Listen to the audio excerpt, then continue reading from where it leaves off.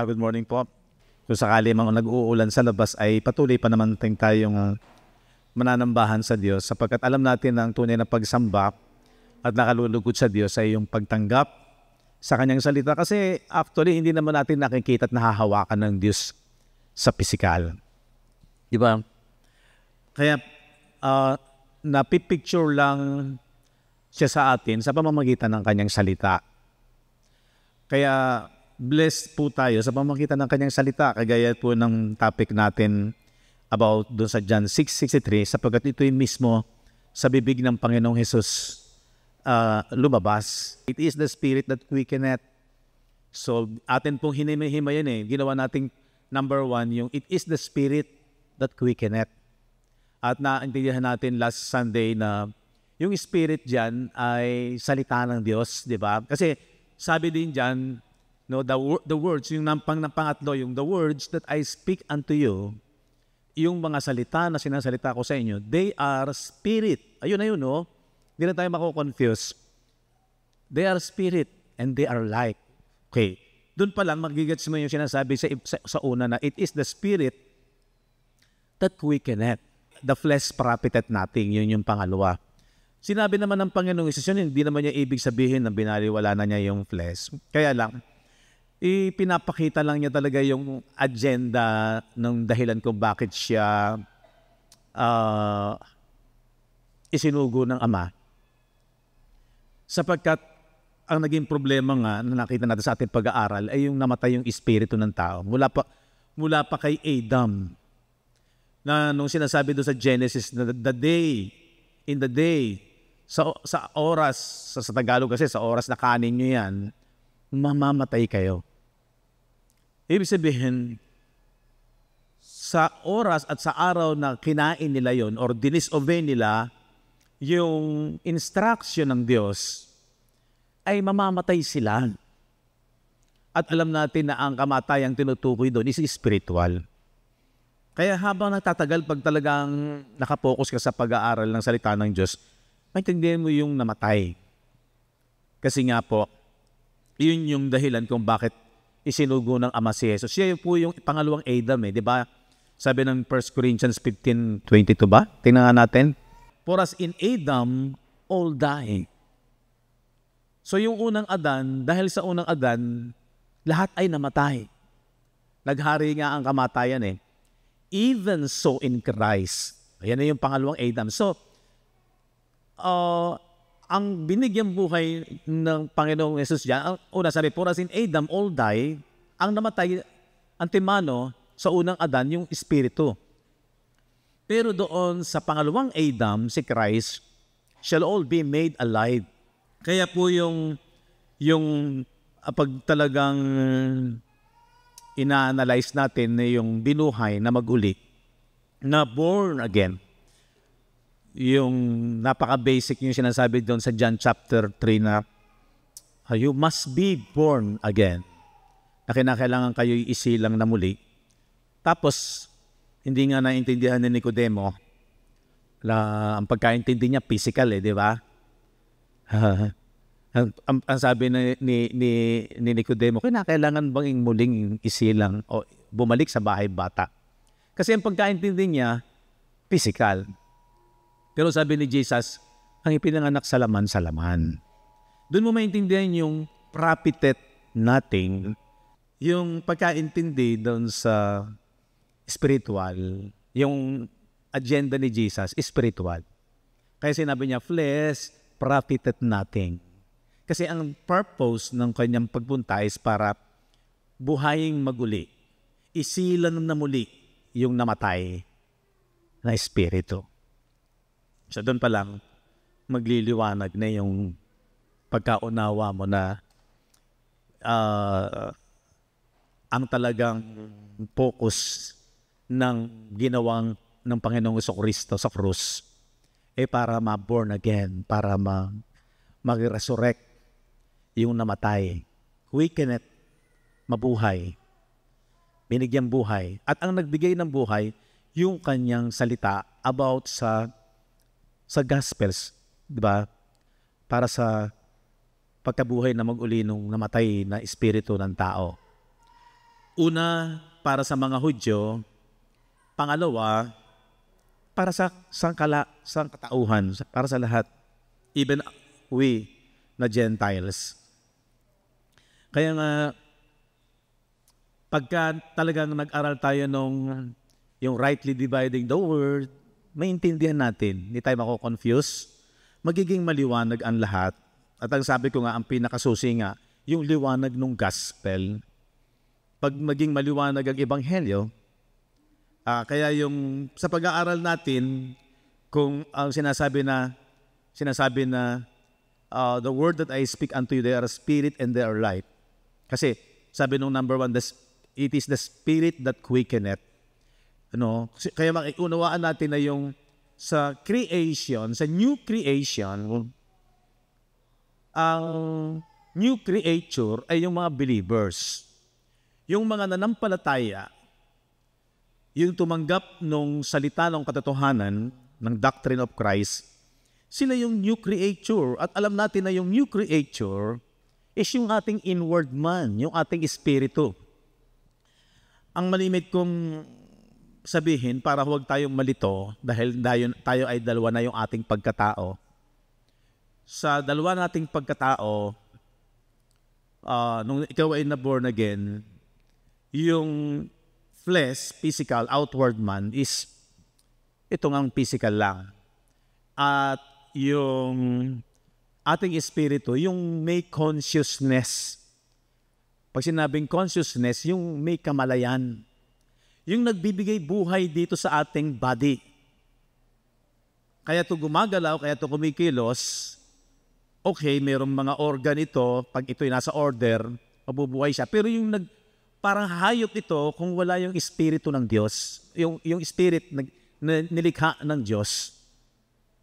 Para tong hayop. Diba? Parang wala pagkakaiba sa hayop. Tandaan niyo, yung hayop, buhay siya, pero kakaiba doon sa espiritu na mayroon ng tao. Ang hayop, hindi marunong umintinding kagaya ng pagkaunawa ng tao. Di ba? Tayo nakakapag-aral, tayo ay umuunawa. Di ba?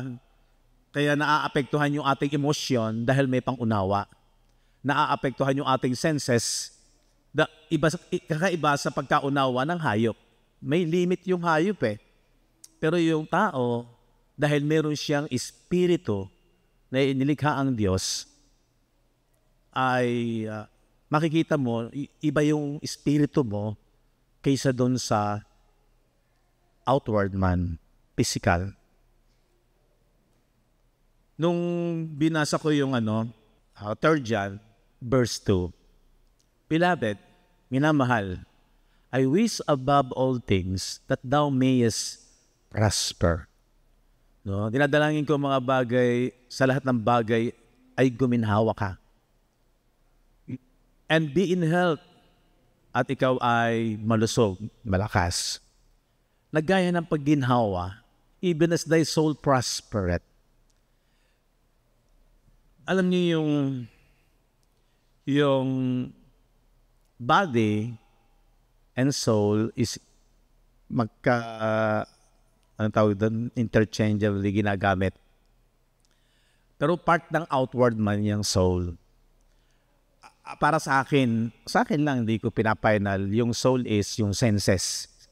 Yung mga senses ng tao. Bukod sa physical.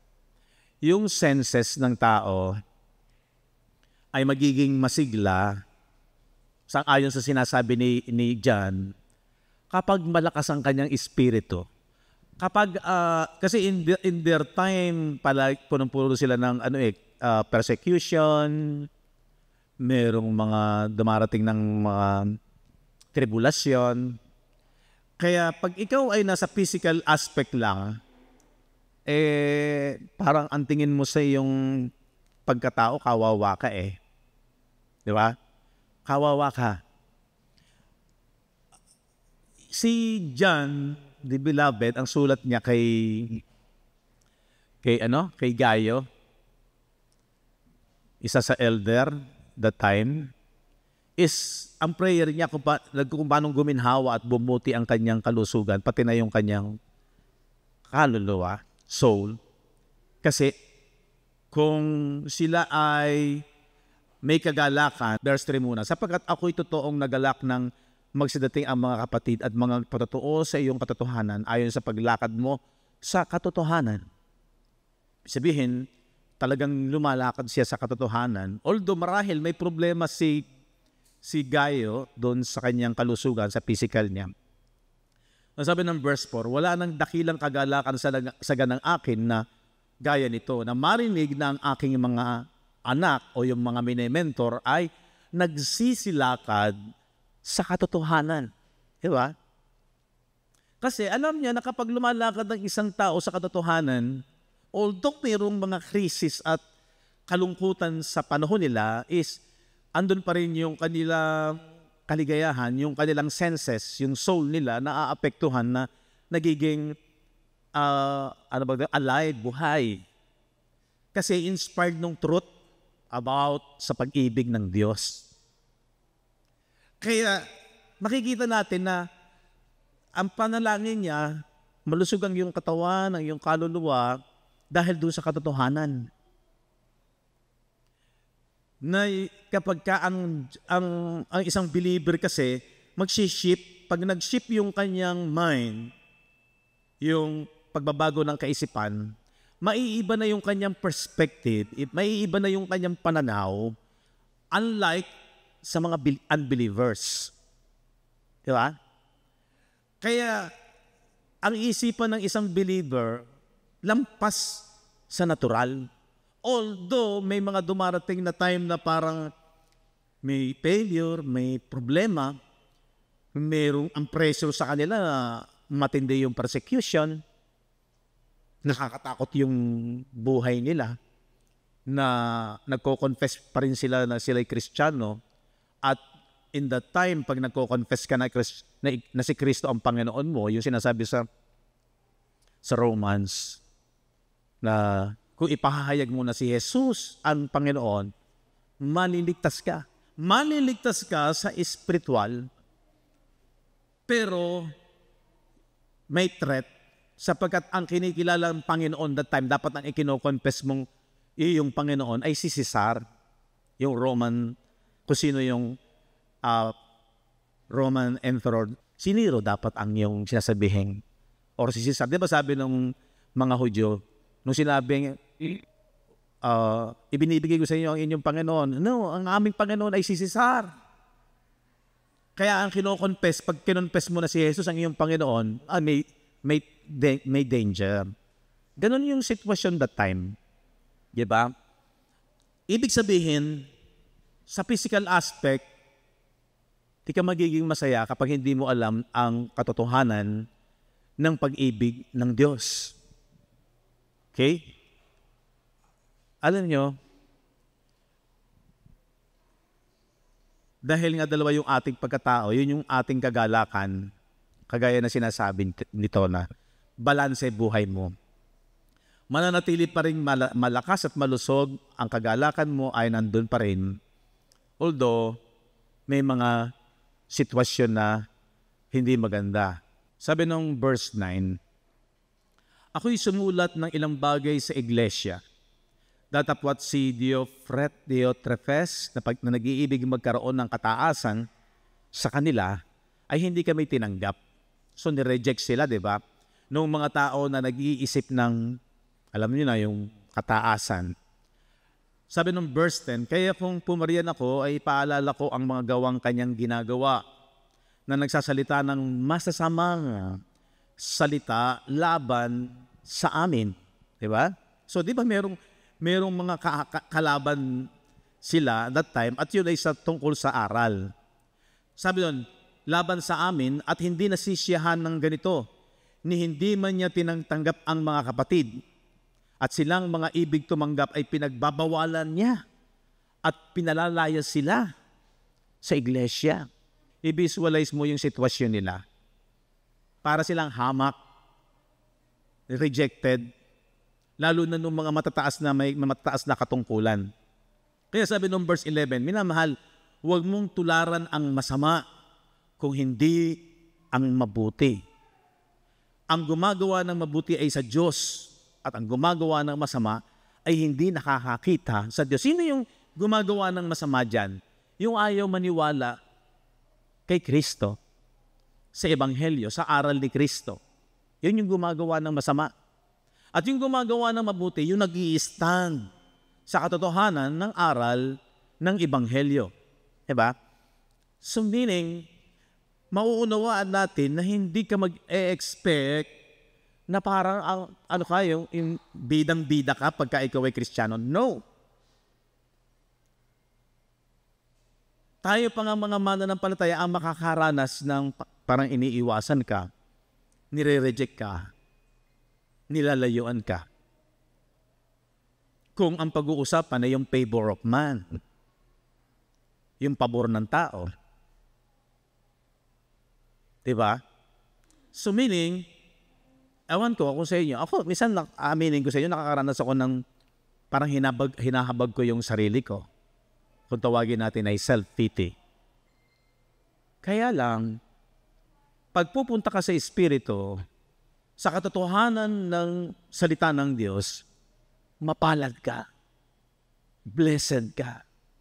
Pero pag pupunta ka sa favor of man, hindi. Kasi si Jesus ang unang-unang dumanas yan. He came to His own, but His own received Him not. Siya'y naparito sa sariling Kanya, pero hindi siya tinanggap ng mga sariling Kanya, mga kababayan niya. John 1:11. Diba? At ang mga naging anak niya, ang mga tumanggap, yun yung mga may nagkaroon ng karapatang maging anak.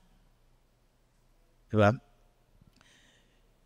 Tayo nakikipagkaibigan, nakikisama sa mga tao, pero tayong sa social ay hindi natin iniaalis yung makisama tayo, makipagkaibigan, part ng ating buhay yan kasi sa physical. Hindi natin iniaalis tayo ay may pamilya, may mga kamag-anak, hindi natin iniaalis yan. Pero hindi po tayo nag-e-expect na doon sa ating ding pinaniniwalaan ay kaisa natin sila. Although mayroong pag-iyak ang ating mga puso na sana maunawaan din nila yung katotohanan at kagandahan ng Ebanghelyo. Pero let us accept the truth. Tanggapin natin ang katotohanan. May time, malulungkot ka, hahabagin mo sarili mo, hindi ka maiintindihan. Diba? Pero pag pumunta ka sa blessing in the Spirit, mahahabag ka sa kanila. Pag pupunta ka sa natural aspect, nahahabagin mo sarili mo. May time na meron kang katwiran, pero hindi mo iginigiit kung uuwi sa pagtatalo-talo at kung uuwi sa diskusyon, ay andoon yung pinipigil mo na lang at sinasabi mo na lang na alam mo ang sarili mo, alam mo yung katotohanan, di ba? Pero ang masakit kasi hindi ka yung ibig mo na maintindihan ka, hindi rin agad-agad ikaw maiintindihan. But we are blessed with all spiritual blessings. Kaya sabi nga ni Paul, the love of God constraineth. Sapagkat ang pag-ibig ni Kristo ang pumipilit sa amin. Di ba? Siguro yung physical, yung outward man, ayaw mo na eh. Ayoko na. Di naman ako naiintindihan eh. Di ba? Sapagkat ipinasisya namin ng ganito na kung ang isa'y namatay dahil sa lahat, kung gayon lahat ay nangamatay. So yun, ibig sabihin, huwag mo nang ibigin ang sarili mo.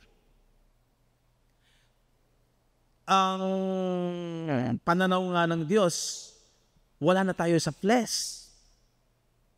At ang sabi ng Bible, hindi na kayo tagalupa. Ang pagkamamamayan ninyo ay panlangit na. At tayo daw strangers lamang sa lupang ito. Hindi tayo taga rito. Ang pagkamamamayan natin, tayo yung mga taga-langit na at hindi tayo taga-lupa. Kaya kung ang ipaglalaban mo ay panlupa, hindi na dapat. At kung maaari nga, mahimok pa rin natin sila sa kagandahan at katotohanan. Kasi nga, ang Espiritu ang issue dito. Ang Espiritu natin, yung mismong may kamalayan, yung mismong ikaw, tandaan niyo ito yung mismong ikaw, kasi alam natin ito'y uuwi sa alikabok at ito'y pansamantala lang. Kaya na last Sunday, sabi ko nga po ay kung paano natin pinagsusumikapan na tayo ay mabuhay sa lupa, makasurvive sa mga pangangailangan, yung ating pamilya, yung ating mga bayarin, yung ating mga kalusugan, inilalaban natin yan. Although may time na kahit matatanda na yung mga lolo-lola, at nasa age na sila ng mga 70, 80, hindi mo pa rin katuwa, total 70 ka na, mamatay ka na. hindi natin ginagawa yun. Tama po ba? Bihira. Wala akong makikitang, kasi, Lola, 80 ka na naman eh. Masasayang lang ang pera pagka ginastusan ka namin. Masasaktan yun. Masasaktan yun. Inilalaban natin. Pero ang sabi ko nga, bilang tayo gising na sa katotohanan ng mga believers at kita mo na ang tunay na blessing kung bakit iniwan ng Diyos ang langit. At ang sabi ng Philippians chapter 2, iniwan niya ang langit at nagkatawang tao. Nag-anyong alipin at nakisalamuha sa tao. Hinubad niya yung kanyang pagka-Diyos. Sipin mo yon. Yun yung pag-ibig ng Diyos eh. At ang pag-ibig na yon, ang focus doon, hindi yung physical. Ang focus doon is spiritual. The flesh profited nothing. Huwag niyo mami-misinterpret yun. Diba? Huwag niyo mami-misinterpret yun. No, dalawa yung ating pagkatao. Ang dahilan talaga lamang ng kanyang pagpunta sa lupa ay mag-build ng spiritual kingdom. At magkaroon siya ng new creation. Doon sa new covenant, mauunawaan mo na ang pinaka-essence ay yung new creation. Kung bakit nagkaroon ng New Jerusalem, new nation, wala na yung old. Yung old is perished na. The old perished. Pati yung ating old man, sabi ng 2 Corinthians 5:17, if anyone is in Christ, he is a new creature. Sa new creation, sa new covenant, ang pinaka-focus ng Panginoon kung bakit niya iniwan niya ang langit ay para sa kaligtasan ng ating espiritu. Sapagkat yun yung pinakapangarap niya before the foundation of the earth, Ephesians 1:4 and 5, 2 Timothy 1:9, at meron pang sa Peter, na before the world began, ay matanggap ng tao yung pagiging anak. At ang pagiging anak nga yung sa sinasabi sa John 3, born in the Spirit. Panganak sa Espiritu. Sapagkat ang ipinanak sa laman, kung ang pahahalagahan talaga niya yung physical lang at hindi spiritual, edi dapat sana sinabing yun ang kanyang pinaka-mission. Pero hindi, ang pinaka-mission niya sa new creation, sa new covenant is ma-build yung new heaven and new earth, the new creature, new nation, new Jerusalem, diba? New people, the new Israel. Kaya hindi na tayo mako-confuse. Madali mo nang mauunawaan, lahat ng layunin ng Panginoon is para sa ating espiritu. The flesh profited nothing. Kaya sabi doon ay, the words that I speak unto you, they are spirit, and they are light. So kung magkaganon, yung lahat ng benefits ng gospel of Christ, yung circumcision, mauunawaan mo na. Yung inoperate, inihiwala yung masamang hilig ng laman, it is the flesh na pinananahanan ng sin. Yung sin in the flesh, Yun yung done away. Kasi yun yung cancer. Yun yung nagkokos ng sakit. Ano yung sakit? Spiritual yon. Ang sakit, alam natin na kapag nanatili ang sakit, it will cause death. Yun ay magiging sanhi ng kamatayan. Kaya pinapagamot natin yung sakit. Pag nawala ang sakit, nagkakaroon na ng healing. So, yung sinasabi sa Peter na by His stripes, ye are healed. Hindi yun sa physical. Yun ay sa spiritual. Kasi ang naging sakit, cause ng death, ay yung sin in the flesh. Kaya yun ang idinil ni Jesus doon sa krus. Ihiwalay yung body of sin, yun yung i-condemn. Kaya sabi ng Romans 8:3, habang pinopokus mo, habang ina-analyze mo, magliliwanag sa isipan mo, na for what the law could not do, yung hindi magawa ng law na sa Old Covenant, na violate nila yan. Kaya nga, yung mga Hudyo, ang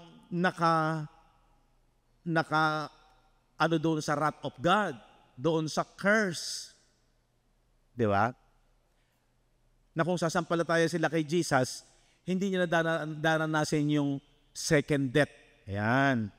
So, madali na maintindihan na yung first death nag-take place sa first Adam, doon sa Genesis. Yung second death, ito yung para sa Israel, yung sa nangyari noong AD 70, doon sa judgment ng nation Israel. Diba? Yung tinatawag na hellfire or Gehenna na inihula kay Propeta Jeremiah. So yung first death, nangyari sa lahat ng tao. Sin had reigned sa lahat ng tao. Naghari sa sangkatauhan. Gawa ng first Adam. Pero dito, yung tinutukoy na second death, para sa nation Israel lang yun. Na ito yung ayaw mapahamak ng Panginoon ang mga Hudyo. Kaya primarily, ang dahilan kung bakit pumunta si Jesus sa nation Israel is para nga mailigtas sila dito sa kahatulan ayon sa kanilang mga gawa. Pag sinabing ayon sa kanilang mga gawa, hindi tayo kasama doon. Kasi they are under the law of Moses. Ang judgment is according to their works. Yun ang nakaka-confuse. Pag binasa mo yung Revelation, yung aklat ng buhay, ay hahatulan sila ayon sa kanilang gawa. Hindi tayo kasama doon.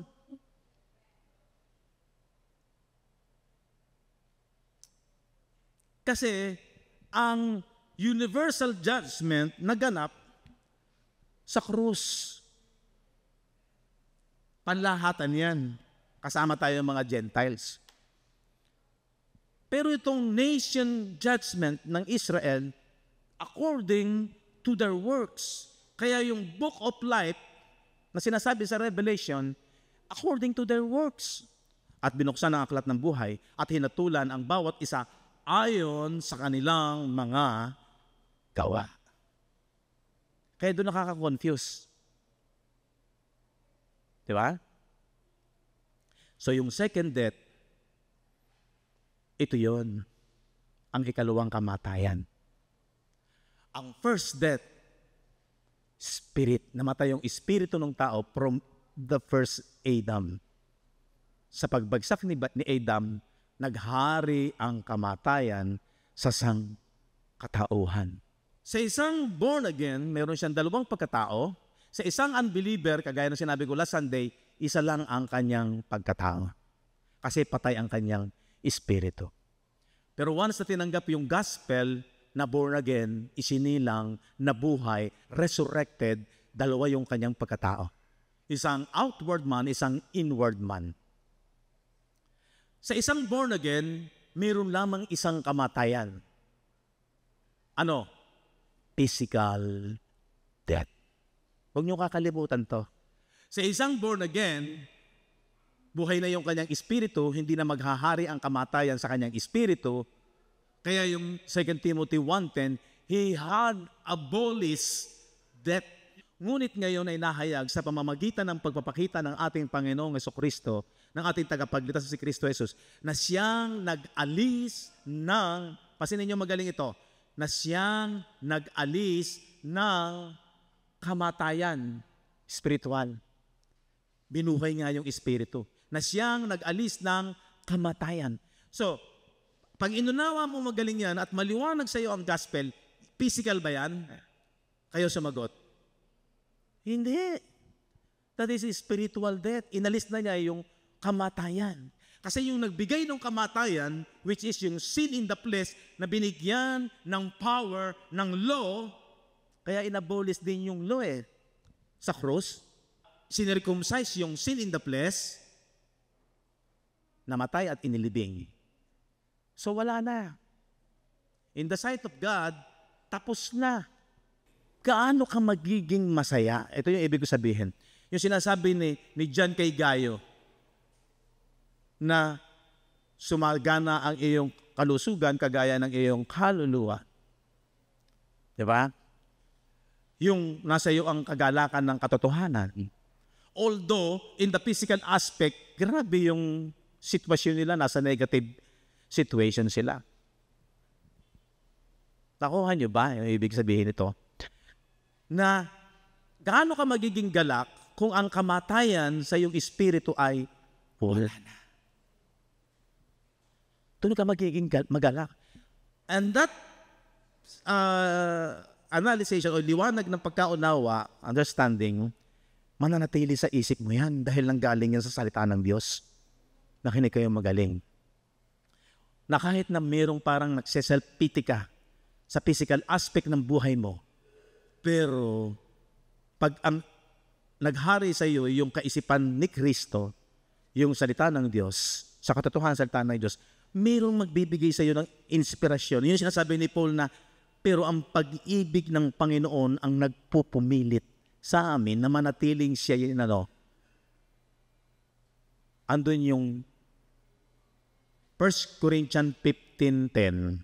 Kapag ikaw ay produkto ng biyaya ng Diyos, kino yun sabi niya? Datapwat sa pamamagitan ng biyaya ng Diyos, ako ngay ako. At ang kanyang biyaya na ibinigay sa akin, pasinin niyo magaling, ay hindi nawawalan ng kabuluhan. Bagkus, ako'y malabis. Ito yung bunga. Ito yung bunga. Ako'y malabis na nagpagal kaysa kanila. I labor more than them. Nagmamayabang ba siya? Hindi. Ipinapaunawa niya kung gaano ang ganda at kamangha-mangha na dulot ng pag-ibig sa pamamagitan ng Ebanghelyo sa buhay niya. I labor more than them. Ako'y malabis na nagpagal kaysa kanilang lahat, bagaman hindi ako. Kasi iba na yung kanyang identity, kaya sabi niya, bagaman hindi ako. Kung hindi ang biyaya ng Diyos na sumasa akin. Amen po ba? Pag naging maliwanag sa iyo yung ginawa ni Kristo, hindi, although sa physical parang hahabagin mo ang sarili mo, kawawa ka, pero ang maganda, hindi ka nagpo-focus doon. Kaya sabi nga nung sinabi ko kanina, hindi tayo taga-lupa. Tayo'y taga-langit na. At mga estranghero lamang tayo dito sa lupa. Pag sinabing estranghero, para kang nag-abroad. Pero alam mo, babalik ka sa bayan mo. Ganun yon. Meron talaga tayong bayan. Kapag ganito na yung mindset natin, abay, kahit na ano ang minsang naranasan natin, kasi hindi ka nga taga rito, possible, rejected ka rito. Huwag tayong maghanap na accepted tayo ng lahat. Sa katotohanan nga, history repeat itself, ay talagang gano'n ang nangyayari. Kaya nga, pag-usapan nga namin, tinan niyo yung tama ba? Yung 2 Timothy chapter 4. Ipangaral mo ang salita. Magsikap ka sa kapanahonan at sa hindi kapanahonan. Sumawata ka, sumaway ka, mangaral ka na may buong pagpapahinuhod at pagtuturo. Ibig sabihin ng buong pagpapahinuhod, taste lang, makakarinig ka ng hindi maganda, mamimisinterpret ka, hindi ka maunawaan ng minsan kahit ng kapatid mo. Diba? Pero kailangan huwag kang titigil. Mangaral ka na may buong pagpapahinuhod, may pag-ibig at pagtuturo. Bakit? Verse 3. Sapagkat darating ang panahon na hindi nila titiisin ang magaling na aral. In that time, ay rejected na nga yung gospel ng marami. Darating ang panahon na hindi nila titiisin. Ano yung hindi titiisin? Sound doctrine yan. Pag sinabing sound doctrine, magdudulot sa kanila ng inspirasyon pero ayaw nila. Darating ang panahon na hindi nila titiisin ang magaling na aral. Ano pipiliin nila? Kundi pagkakaroon nila ng katinang tainga. Ano yung katinang tainga? Yung gusto lamang nilang marinig.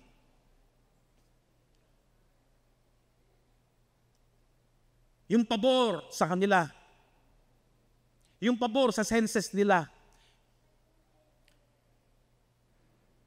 Kung hindi pagkakaroon nila ng katinang tainga, ay magsisipagbuntun sila sa kanilang sarili na mga guro na ayon sa kanilang sariling mga masasamang pita. Ano yung pita dyan? Flesh. Ano yun? Immoral ba yun? No. Yung gusto nila yung buhay sa physical aspect na senses lang. Yung gusto nilang marinig. Tinanggihan nila yung sound doctrine. Diba? Yun yung malungkot doon. Kaya huwag kang mag-expect kapag ang isang tao agad-agad ka tatanggapin. Kapag ang nagdo-dominion pa sa isang tao at hindi naiintindihan yung liwanag ng gospel, huwag kang mag-expect. Pero maging mapagpahinuhod ka, sabi ni Paul kay Timothy. Na no matter what na ikaw ay reject or hindi ka maintindihan, kahit na masakit, paski tayong mga mananampalataya at mga ngaral, huwag din tayong patangay na pagka tayo ay nire-reject ng marami.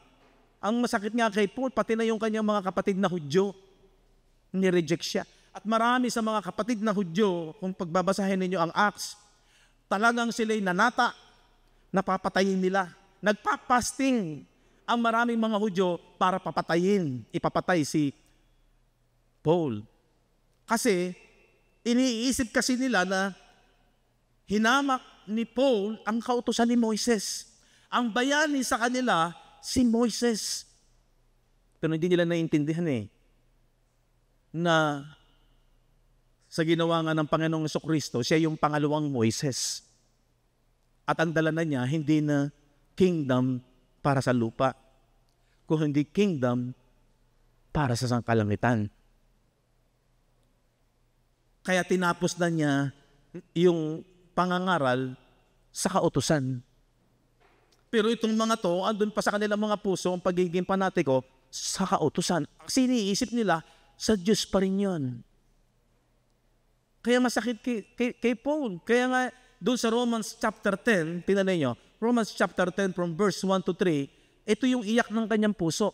Mga kapatid, ang nais ng aking puso at ang aking panalangin sa Diyos ay patungkol sa kanila. Sino yung kanila? Kapatid niyang mga Hudyo. Upang sila'y mga ligtas. Tinanong niyo yung puso ni Paul. Sapat ba yung religion? Maka-Diyos din sila? Hindi.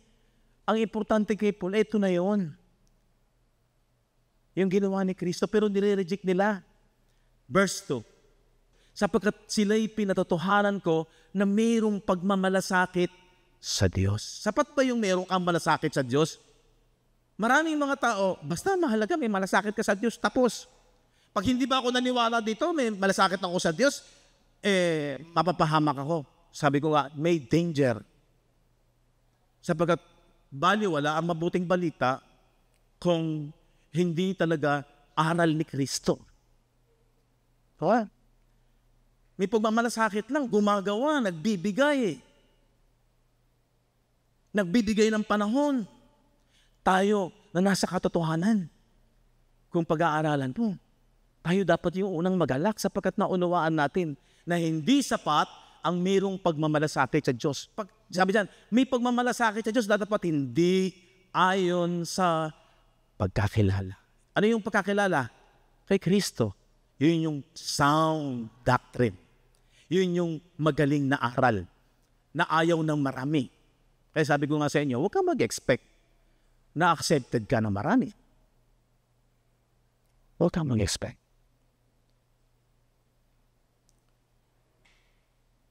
Kaya kung hindi mo naiintindihan yung pag-ibig ng Diyos talaga, i-give up ka. Magawa na nga ako ng ganda pa nangyayari. Ikaw pa masama. Verse 3, sapagkat sa hindi nila pagkaalam ng katwiran ng Diyos, ito yung katwiran ng Diyos, at sa pagsusumakit na maitayo ang sariling kanila, yung sarili nilang gusto, yung sarili nilang prinsipyo, yung sarili nilang tinatayuan, ayaw nilang i-give up yun. Hindi sila napasakop sa katwiran ng Diyos. Asan yung pagpapasubmit? Asan pa talaga yung pagpapasakop? Sapat ba yung ikaw ay palasim ba? Kaya sabi ko nga, magalak tayo. Pero wag sana nang mangyari na parang salaulang biyaya. Ano yung salaulang biyaya? Hindi naiintindihan yung kagandahan ng biyaya. Kaya sabi ni Paul, I labor more than them. Yun yung bunga. Hindi pwedeng walang bunga. Ang pananampalataya mo walang gawa. Yun yung bunga, yun yung gawa. Yung para sa ebanghelyo ni Kristo. I labor more than them. Hindi tayo yung nung araw, sinasabi ko na rin yun, parang universal ang salvation. Kahit hindi ka mapataya, ligtas ka na rin. Natangay din ako noon, kaya magiging tamad ka. Yung works natin, hindi under the law. Yung works natin, yung sinasabi ni Paul na I labor more than them. Bakit? And for we are laborers together with God. Kasama nga natin ang Diyos Kasi ang Diyos sumasa atin Ye are God's husbandry, ye are God's building. Tayo rin ang templo o building ng Diyos. Kita niyo ba? I labor more than them. Kaya sabi ko, dalawa yung ating pagkatao. Kung nag-strive tayo na makasurvive tayo sa outward man, sa physical aspect, sa pamilya natin, sa pangangailangan natin, huwag nating kalilimutan yung sinasabi ni John kay Gayo. Kung paano sumasagana ang yung physical, gayon din ang iyong taong panloob, yung espiritu mo. At kung pag-aaralan natin, although tanggap natin na temporal lang ang physical, pero ang pinahalagahan talaga ng Diyos is spiritual. Sabi ko nga last Sunday, sa isang Kristiyano kaisipan, pag ikaw ay pumasok at naging maliwanag sa iyo ang salita ng Diyos about sa gospel of Christ, doctrine of truth, hindi ka basta-basta nabubuhay ng parang gusto ko ganito. Di ba? Hindi natin naalis na masiyahan tong ating physical.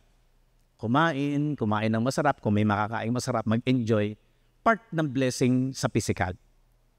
Pero ang pinakamataas na blessing is spiritual. Huwag nating kalilimutan yon. Sinasabi na nga balanse. Pero ang problema, ang mas nakalalamang yung nakikita, nahahawakan, yung naobserbahan, at naiiwanan at napapabayaan yung spiritual aspect. Kasi hindi nyo ka ma-misinterpret. Diba?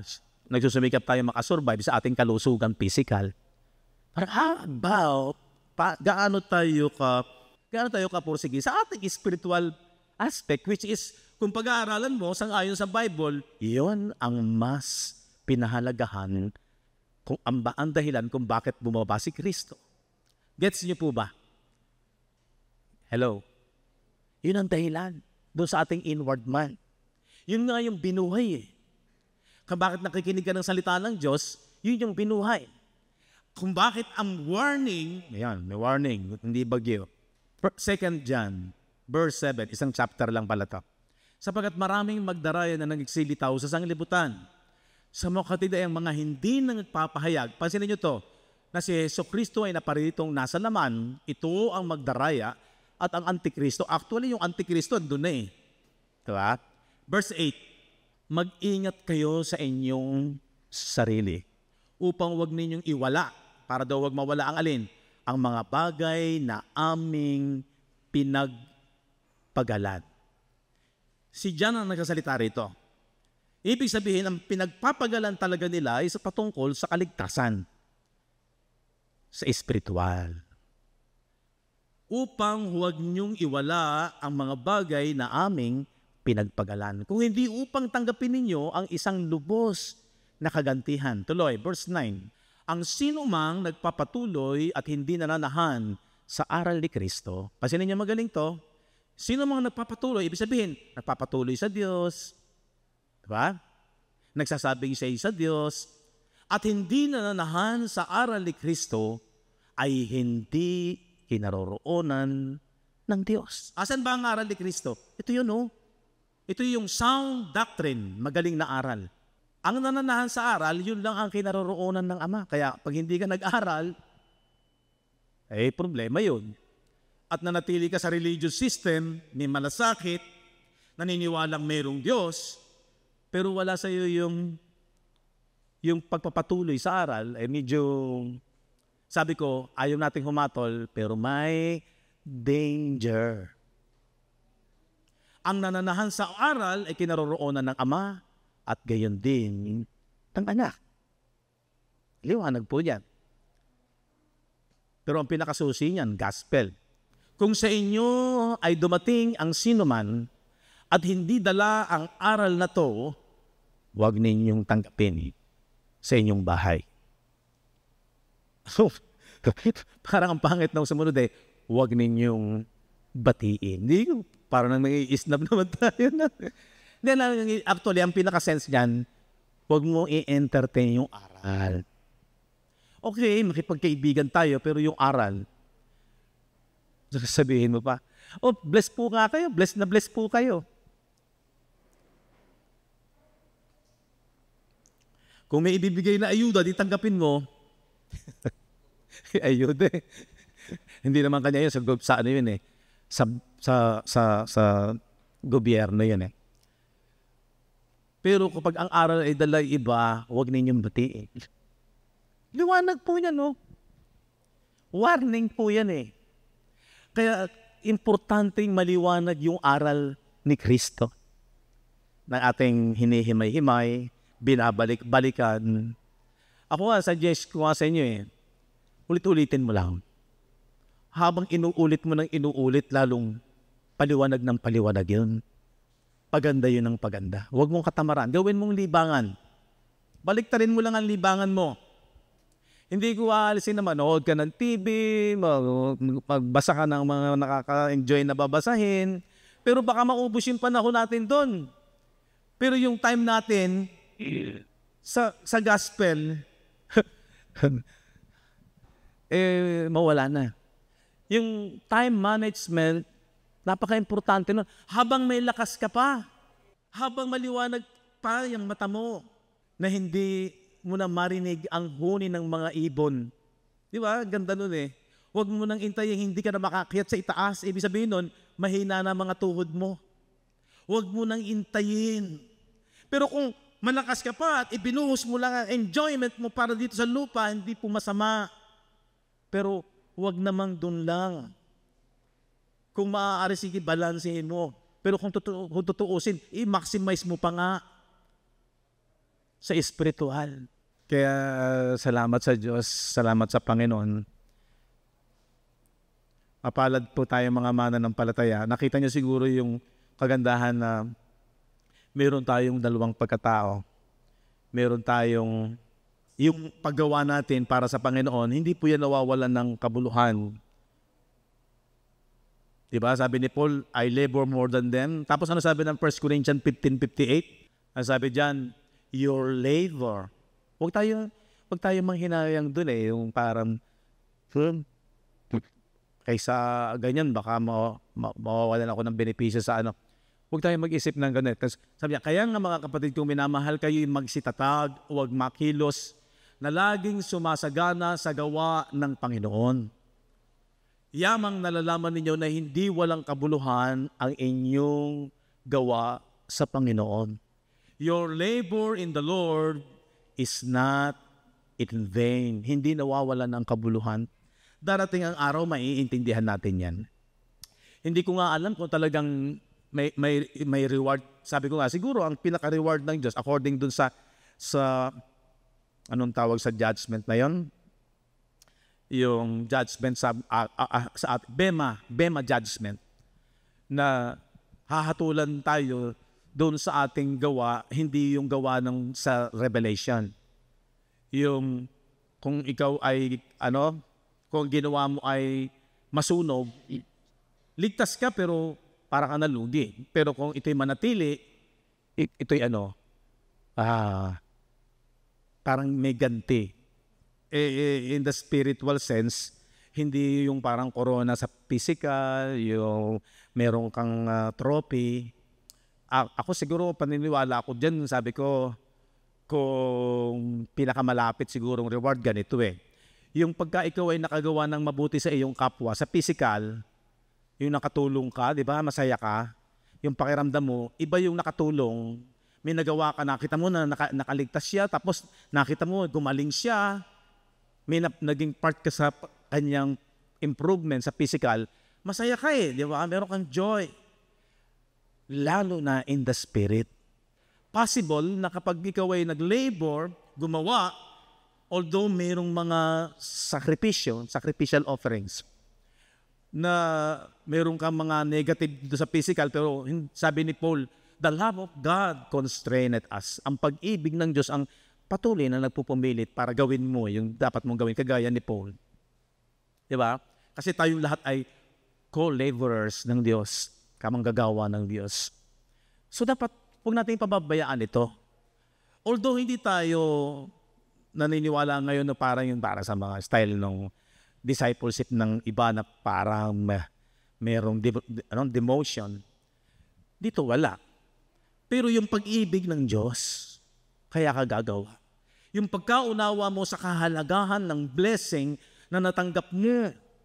Kasi nakita mo yung espiritu mo, kung mismo ikaw ay iniligtas ng Diyos at mayroon ng eternal life at hindi na paghaharian ng kamatayan, hindi na paghaharian ng kasalanan. Dahil dito, bless na bless ka. Yung ibang tao, possible, mayaman sa'yo, nakakaingit sila in the physical aspect. Pero, temporal lang yun. Maaawa ka pa rin sa kanila. Kasi, ang totoo niyan is, ang blessing natin, according to Ephesians 1:3, ay blessed tayo in the spiritual and heavenly blessings in Christ. Mas mataas at pinakamataas na antas na blessing yon kaysa sa physical. Kasi temporal lang ito. Sana magliwanag sa inyong isipan yon na ang ating paggawa hindi yung parang pilitan, kung ikaw lang official workers, ikaw lang ang gagawa. At hindi naman tayo nagkakaroon ng mga pagkilos na unethical na basta gusto mong gumawa. Hindi, wala tayong overlapping. Pero ano man ang sitwasyon ng isang mananampalataya, makakapag-contribute ka para sa gawain ng Panginoon in so many ways, sa maraming paraan. Pag nagpabukas ka ng gawain, pag ikaw ay meron ka rin lang namang magagastos na para magkaroon ng Bible study, let's say, merong birthday mo, pero ang ginawa mo sa birthday mo is nag-invite ka ng mga tao na bago mo pakainin is nag-share ka ng gospel. Possible yun. Diba? Yung iisip ka ng maraming kaparaanan, dahil sa pag-ibig ng Diyos, itutulak ka na gawin mo yun. Na hindi mo ginawa yun na para may masabi si brother, sister. Hindi. Wala kang pakialam kung ano sabihin ng tao.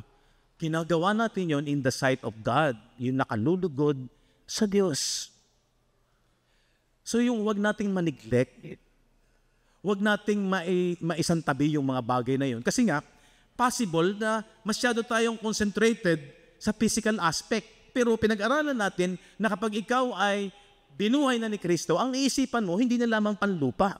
Although andito ka sa lupa, pero ang isipan mo more on sa mga bagay na panlangit na according to Colossians chapter 3, verse 1 and 2. Diba? Kung kayo ngayon muling binuhay ni Kristo, ituunin nyo ang inyong pag-iisip sa mga bagay na panlangit at hindi na sa mga bagay na panlupa. I hope na maintindihan ninyo at maunawaan ninyo yung sinasabi ko. Amen. Amen po ba? Your labor in the Lord is not in vain. Bakit hindi ako magpupursige ng ganon? Diba? Kung sa physical aspect, nagagawa nating gumawa tayo ng paraan. Nagiging matalino ka, mahusay ka, ginagamit mo yung talento na ibinigay sa'yo ng Diyos para makasurvive ka sa lupang ito at napaka ng isip ng tao. Diba? Pero, huwag natin kayo limutan, yun sa spiritual na bagay. Kaya sabi doon, we are co-laborers with God. Diba? Tayo yung mga kasamang manggagawa ng Diyos. At yung ating paggawa sa Panginoon ay tinawawala ng kabulan. Last, kasi nga, according dun sa ating mga pinag-aralan, Ephesians 2, verse 10. For we are His workmanship. Tayo daw ang gawa ni Kristo. Ito tayo ang produkto nito. Tayo mga believers, tayo mga mananampalataya, ang produkto ng pinaghirapan ni Kristo. Kung bakit iniwan niya ang langit. We are His workmanship, created. Kaya nga tayo ay new creature, lalo na yung ating isipan, created in Christ Jesus unto good works. So yung good works, naintindihan nyo na yan. Yung sinasabi ni John kay Gayo, yung sinasabi ni Paul kay Timothy, ano yung good works? Nasabi doon ay mangaral ka. Sabi naman ni John ay upang yung aming pinagpagalan ay huwag mawalan ng kabuluhan, manatili kayo sa aral ni Kristo. Di ba? Yun yung good works which God had before ordained that we should walk in them. Yun na yung itinalaga ng Diyos di ba? Before the foundation of the earth, itong gospel of Christ. So sana po, sa pag-aaral po natin, naging maliwanag po yan, paliwanag ng paliwanag, kahit na yung panahon sa labas ay padilim ng padilim. Pero yung salita ng Diyos ay paliwanag ng paliwanag. Amen po ba? Blessed po ba kayo?